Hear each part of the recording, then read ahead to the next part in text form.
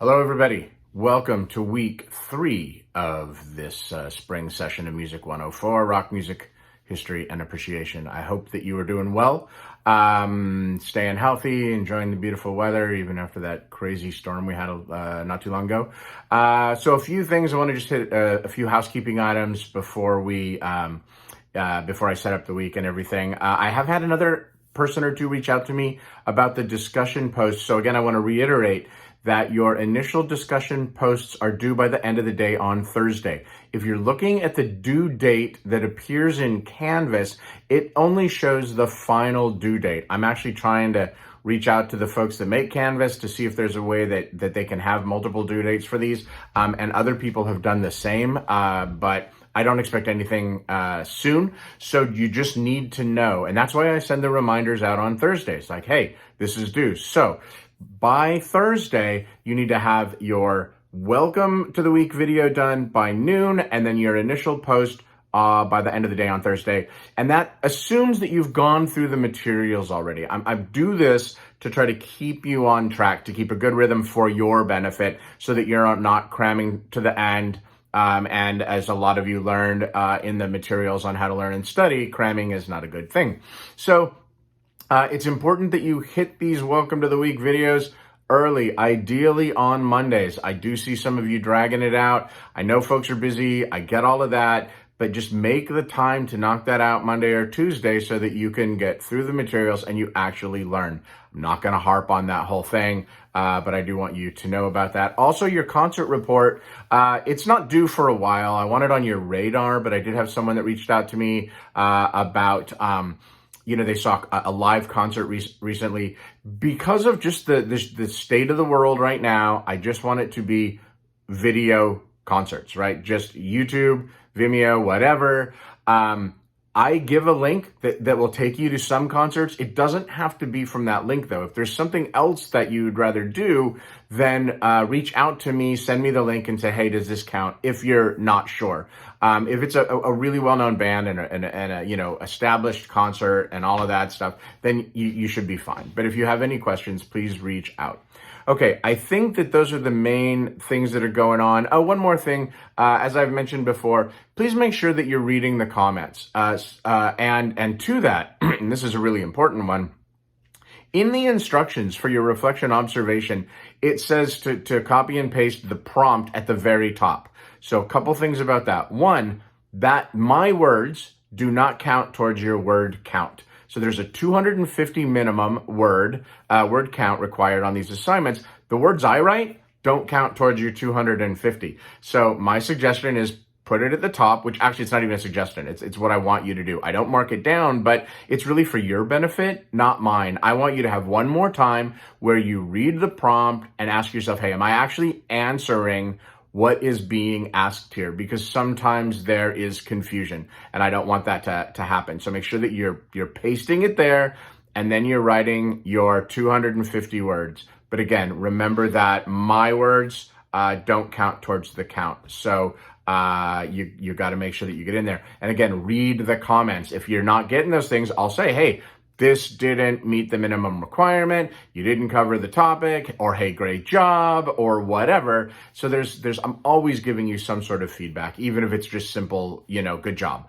At least you're on the right track. Again, remember also that meeting the minimum requirement will get you theoretically like a C. Okay? So if you're like, well, I hit 250 words, so why didn't I get an A?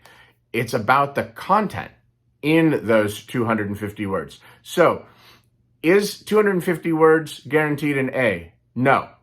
Can you get an A in 250 words? Yes, if your content is dead on.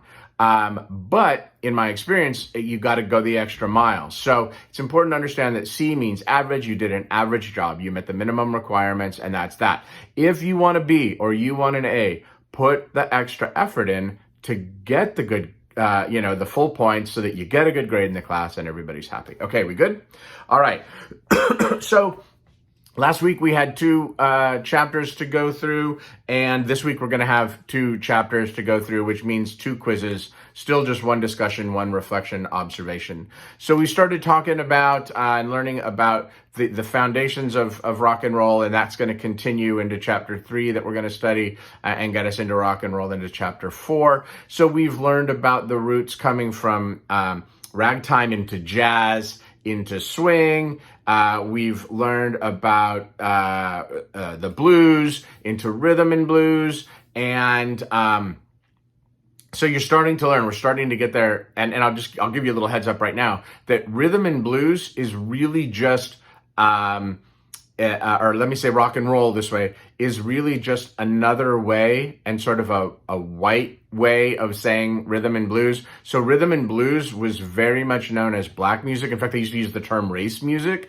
And rock and roll kind of became a safe word to use that wasn't quite so connected. So for a lot of those families that didn't want their kids listening to the music they didn't approve of, if it was called rock and roll, that was a new thing.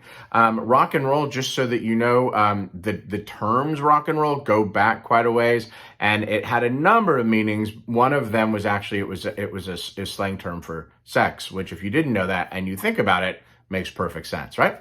So something I didn't really talk about a whole lot last week, and we're going to talk about technology. So, a bit this week is, in this class, I'm going to bring up every now and then game changers. So there are things that come along that change the game in terms of popular music. And so, I didn't really get into it, but one of them is recordings, which we talked about. So again, remember, up until, the turn of the 20th century, all music prior to that basically was live. But then you start having recorded music, and that was a significant game changer, because otherwise you had to either listen to someone play it live or play it live yourself. By having recorded music, you could actually have it play in your house. Okay, and you could have your favorite recordings. And radio was another huge game changer. And I want you to understand, and forgive me if I mentioned this as well last week, I don't think that I did, but all radio up until the mid to late 60s, 1960s, was AM radio. So FM radio really wasn't a thing until, certainly not in terms of popular music, until the end of the 60s. And it's going to be a huge game changer in the 60s, because you're going to see all of a sudden artists that never would have made it on AM radio will make it on FM radio. So AM radio is really the only radio there is. AM radio during the days was transmitted terrestrially. In other words, it went from like repeaters and antennas that were all land-based or whatever. But in the evenings, it was actually broadcast up and could actually travel very long distances at night, the way that the transmissions worked. And so it was not uncommon, particularly on the East Coast and in the South, that the radio could reach states away.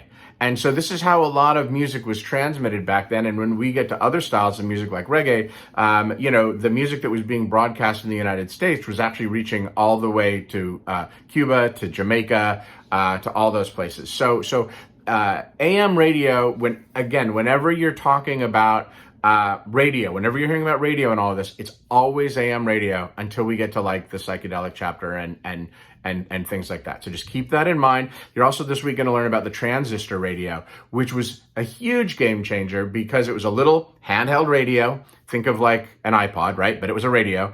And so up until that time, radios, a household would maybe have a radio in the living room, or something like that. Think about if any of you have seen A Christmas Story, right? And they're sitting around listening to the radio, which was pre-TV. And so the transistor radio, which was battery operated, had an antenna, could pick up radio, meant that young people in particular, anybody could, but I mean, it really connected with young people, could listen to what they wanted to listen to. So they were kind of freed from whatever their parents were listening to, and they could, late at night, go in and listen to radio stations that played black music that maybe their parents wouldn't be cool about, but they were hearing this new kind of music coming out, and so that was a big deal. So that's one thing. Another game changer, something that I want to talk about, is recordings. Okay, so I know I talked about this last week, but I want to give you a little show and tell and get into it. So early on, recordings were made on wax discs or wax cylinders, which weren't particularly practical. And if any of you have ever seen the gramophone that's got the horn, when the Grammys are named after that, but it's the thing that Edison worked on, and it's got the horn in there. And a gramophone could actually record and playback. So you could sing into the horn and it would write on the wax disc or cylinder, and then you could play back and it would transmit it out of there. That was like its speaker. So it was like a microphone and speaker.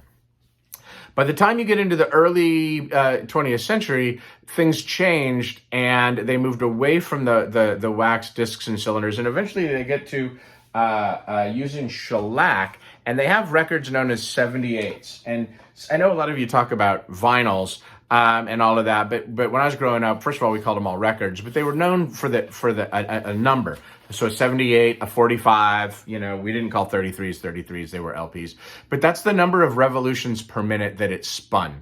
So here is a 78. Now what you can't see, but I'll show you, is that it's busted. 78s were made out of shellac, which in the early days, which was made from the resin that came from a certain type of beetle. It was very fragile. And so they break very easily. I mean, this one right here, I think I looked once. I don't think there's a date on here. This is Capitol Records. This is probably from the 20s or 30s. I'm not seeing anything. So, you're probably looking at something that's, 80 years old, 100 years old. But they're super fragile. They'll break really easily. They're very thick too. You can't really tell that here. And 78s were called 78s because they rotated or revolved at 78 times per minute, right?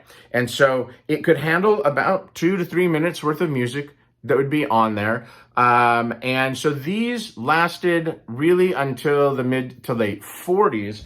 And then they were overtaken by 45s. You may have heard 45. You may have heard single. This is actually it's in terrible shape. It wouldn't even really be playable nowadays. This is a 45. Notice has a big hole in the center. That actually has to do, if any of you knew or your parents ever told you about the whole VHS versus beta thing, there were differing competing technologies. And so depending on who made record players, they were competing against each other. So 45s for some reason ended up having the big hole, where 33s, LPs ended up having the small hole. And so back in the day when we would get this, you either had a little thing that popped up so that it could sit in it, or you could buy an insert that would allow it to play. This is actually the very first single that I ever bought myself. This is Rock Around the Clock by Bill Haley and the Comets. Now, this came out in 1954. You're going to learn about it. It's a hugely significant song. I was not around in 1954. I was born in 65. But this song was used as the theme song for the first year or two with the TV show Happy Days. And then eventually it ended up having its own theme song. And so I fell in love with this song. And what's interesting is that a lot of people, great 60s artists and 70s artists, a lot of them will say, oh yeah, it was Rock Around the Clock was the thing that changed it for me. So this is called a 45. It's made out of vinyl. So the vinyl is the material, right? That's what it is. Just like you have vinyl couches and, it's different. The processing is different, but it's basically like a plastic kind of thing. And so this is a 45. So it spins at 45 revolutions per minute. And we would often call these singles. And at the record store, you would go and you would buy it. They were usually around $1. And, you get 2 songs, an A side and a B side. When artists back up and, would go in to record records up until you get to about the mid 60s, when you get to like the Beach Boys and the Beatles and mid-career and stuff like that, when they talk about artists going in to record a record or record songs, they're always talking about making a single. So the idea is an artist would go in, they would have a 3-hour session to record. They would typically lay down 2 to 3 songs, and then they would release the main song that they wanted released, which was the A side, and then they would put a second song on the back, the B side, and they would release them. Sometimes the B side ended up becoming the hit over the A side. But then if an artist had enough songs, popular songs, then they would end up putting out an LP. This is what y'all call vinyls. So this is actually an LP on, well, you can't really tell it here. You can see here, Sun Records label. So you're going to learn about Sun Records, another very important independent record label. And this is Jerry Lee Lewis, Original Golden Hits Volume 2. And so what this is that he had hits with these particular singles, and eventually they put them together and they make an album. And that's why record albums are called albums. So if you think about a photo album is a collection of photos. A record album is a collection of songs. So the other term that sometimes you hear us older folks use is LP, and that just means long playing, because these were called long playing records. They revolved at 33 1/3 minutes per minute, and they typically, with a 45, you would have 2 songs, A side and a B side. On an LP, you would typically have roughly, most of the time, 10 songs. Could be a little more, could be a little less, but 10 songs was actually the most common, especially in the early days. And this actually has 6 on one side and 5 on another. It just depends on how much would fit on both sides. So if you can see the grooves, and you probably all have vinyls, you can see the little wider grooves, the breaks between the songs. So this is what you all call a vinyl. The vinyl is the material that it is made out of. I used to have at one point probably about 1,000 of these different ones, and they're heavy and all this sort of stuff. And so I ended up really cleaning house when I started building my CD collection. And sadly, I sold off about 600 or 700. I still have about 200 to 300, however you make the math work there. And I don't even want to think about what I could have sold those for nowadays, because it's a popular market. I sold a lot of LPs probably for 50 cents or $1 that now are going for 20 or 30 or 40. Anyways, whatever, it's done. That's it. But I still have albums. I still have some of my favorite 45s. But I always want to take some time to share those with you, and so that you understand the technology. 1948 really is about when 45s and LPs came out, and then that took over the technology. Later you had 8-track tapes, which were awful. Then you had cassette tapes, which still weren't great. The sound quality was pretty bad. Those became more popular in the 70s and 80s, and then that's when the Walkman came out in the 80s. And then in the mid 80s is when CDs came out. And these are all game-changing technologies, right? They changed the game. I was actually working in record stores when CDs came out, and when CDs first came out, they were $30 or $40 a piece, and a CD player cost about $1,000. And eventually the technology got adopted. Then of course we went to MP3s, then you had Napster, and then you ended up going to iPods, and then now we're streaming, right, with Spotify and Tidal and all those people. So I know that was a long time, but it's important that you understand all of that and see what it's at. It's good to have a little show and tell. So this week you're going to cover the gospel and country roots. So a couple terms you may not know. When we talk about sacred music, we're talking about religious music. That might make sense, just by hearing it. And then there's another term called secular music. And secular music means non-religious music, right? So all music, I guess, is basically sacred or secular, right? So if you listen to worship music like current, or you say, just for example, Christian artists or whatever, I'm just using that as an example, that would be sacred music, right? It's got a religious underpinning to it, maybe has religious words, whatever. And this exists in classical music and all around the world. But, and so it's not unique to like a Christian thing, right? And then secular music is all the rest of the music. And every now and then you'll get some things that cross, and make it across.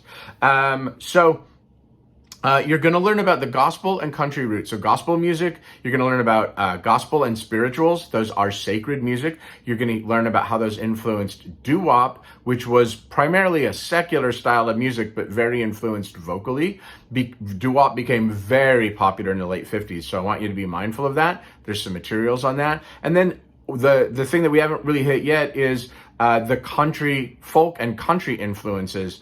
And those are as important to the foundations of rock and roll as the blues and rhythm and blues are. They all crossed over each other. So you don't even get, like, a lot of country songs are actually based on things that came out of the blues and vice versa. Using these 1-4-5 chord progressions are super common in both. If you're a musician, you know what that means. If you don't know what that means, you can either look it up or ask me and I'll tell you. So those are really common, and that's going to lead us into early rock and roll. So, there's always predecessors. You know my saying, right? Nothing exists in a vacuum. And so that you can always go back and say, oh, well, rock and roll started here or rock and roll started there. For my purpose or whatever, I just make it kind of simple that rock and roll started in 1954. That's when Rock Around the Clock came out. And it was really when things started to take off in a significant way. The next year, that song was used in a movie called Blackboard Jungle, and then rock and roll exploded. And it exploded for a number of reasons. One of the reasons was that by the time you reach that point, you're 10 years after World War II, and the people the kids that are growing up, maybe they're a little more affluent, they have some money to spend, so they can buy their own clothes, fashion. They can buy their food. This is when you start to see the expanse of fast food, and they can buy their own music and they can listen to it on transistor radio. So they would hear songs that they loved. You could hear Fats Domino, Little Richard, Chuck Berry, and they'd be like, these artists are amazing. And then they would hunt down, the record stores to buy the records. A lot of times, depending on where you lived, that meant you had to maybe head into the black part of town to find a record store that would even carry those records. And it started to change things very significantly and became very influential as we build towards the civil rights movement. So a lot of what you're learning in this class is very relevant to what we're seeing in the world today. And it's very prescient in that, you're looking at things that happened 70 years ago, and we're still dealing with them. They're issues that we're still wrestling with. And the truth is, like I said last week, some of these we've been dealing with since the beginning, right? So early rock and roll, you're going to learn about really one of the first massive game changers. I just recently read a documentary biography on Fats Domino, and Fats Domino was a huge influence on so many artists back in the day, including Elvis Presley. But Elvis Presley was this massive game changer. They called him the king of rock and roll. He actually said that he was not the guy that started rock and roll, that really belonged to Fats Domino and Chuck Berry. But he was able to break down racial barriers. He struggled early on in his career because when people, before they saw him, some people assumed that he was black. And then he couldn't get gigs in certain places because he was a white guy, but he sounded too black. And he really broke down barriers. So you're going to learn about that in the book and in the online materials. So Elvis, in terms of artists, is and Fats, but Elvis in particular was a massive game changer because Fats he was a black artist. So there were limitations. There were certain things that he could not do. And Elvis started to level it for everything. And early on, some of the black artists, particularly like Little Richard, were very upset that Elvis was taking this black style of music and becoming hugely popular. Later, they realized that by Elvis making it popular, it made the rest of them popular. And as Elvis covered their songs, it also made them more wealthy. So there were definitely wins out of that. So you're going to learn about Elvis, and you're going to learn about the doors that opened for Elvis. And so you're going to learn about, or because of Elvis. So you have black artists that were already doing it. Chuck Berry, Little Richard, Fats Domino. You have Elvis come along. He breaks down this doorway. And as a result, people like Jerry Lee Lewis, Carl Perkins, Buddy Holly, the Everly Brothers, all of a sudden these avenues open up that wouldn't have opened up before. So when we talk about the most important artist, without a doubt, in the history of rock and roll is Elvis Presley. The most important band, without a doubt, can't argue it, the Beatles. We'll get to that later on. and we'll talk about that. But you're going to learn about all of that and how the foundations of blues, rhythm and blues, and country all came together to form that. So again, this is longer than normal, but I wanted to do the show and tell so that we could talk about technology and radio and records and all of that. So again, there have been questions buried in this, and so make sure that you answer them. I think some of you are trying to jump to where they are and answer them without watching, but they're not like stuff you get from the book. And these are made new every semester. So it's not even like you could go find an old one of mine and know the questions, because I literally don't know the questions I'm going to ask until I'm setting it up after I've recorded the video. So make sure you watch the video and get the information so that you get the context. That's it. 2 chapters. Have a great week. Stay on top of everything. Hang tough.